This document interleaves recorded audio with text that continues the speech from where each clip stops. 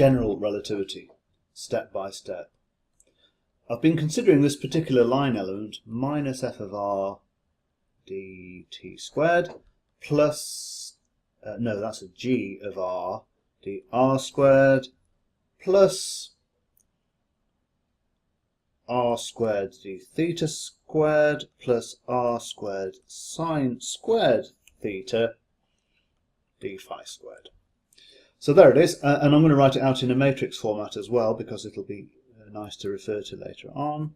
0, 0, 0, 0 g of r, 0, 0 for that g is this g here, 0, 0 r squared, 0, 0, 0 r squared sine squared theta. Now what I want to do is to work out the, well, ultimately work out the Ricci tensor. Well, ultimately I'd like to work out the whole of the Riemann-Christoffel tensor, but we'll start with the Ricci tensor. And to do that I need to work out the Christoffel symbols. Christoffel symbols. So what I'm going to do is just work out a few of these just to show you how it works. So I'm going to choose this one. This is just an example. T, T, R.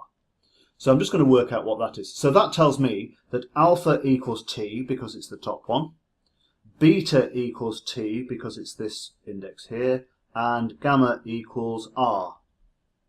There we go. Now, alpha equals T. Let me just write out the definition of the Christoffel symbol. Let me write it out here. Here. Alpha, beta, gamma equals a half G alpha delta, and we're going to contract over delta, di G blah blah di X blah plus di G dd by di X dar minus di G, just a minute, di G dd by di X do. Right, and the delta sums the first place, the second place, the bottom place. We've got beta and gamma to assign, beta and gamma, beta down there, gamma in there, and beta and gamma that way. Okay, and it's summed over delta, of course. So what this tells me is that we're going to sum across this delta, but I don't need to worry about any value of delta apart from delta equals t. Why?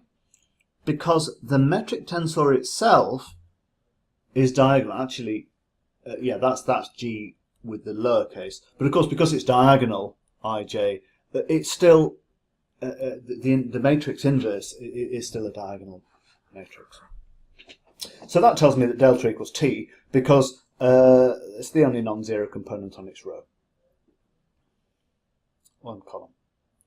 Okay, so that equals t tr. Let me get this right. It's a half g alpha equals t, delta equals t, times di g delta, which is t, beta from here is t as well, by di x gamma, gamma is r, plus di g gamma equals r, delta equals t from here, by di beta t, minus di g beta equals t, beta equals t, gamma is the next one, which is r, by di x delta, and we know that that's t. Well, that's great. I'm going to switch to red and do a bit of cancelling here. No, I'm not. Just a minute.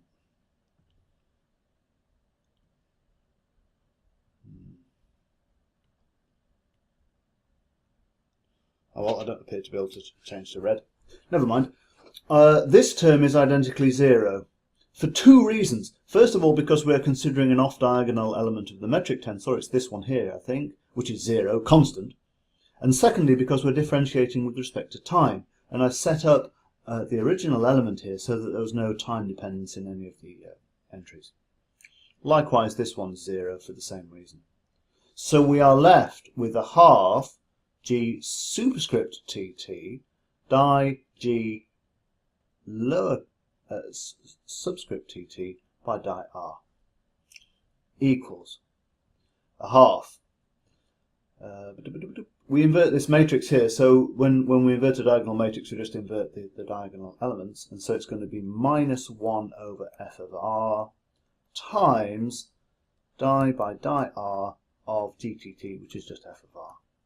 And we can write that out a slightly more easily, slightly more compact notion, minus f over, f dash, I'm sorry, over 2f.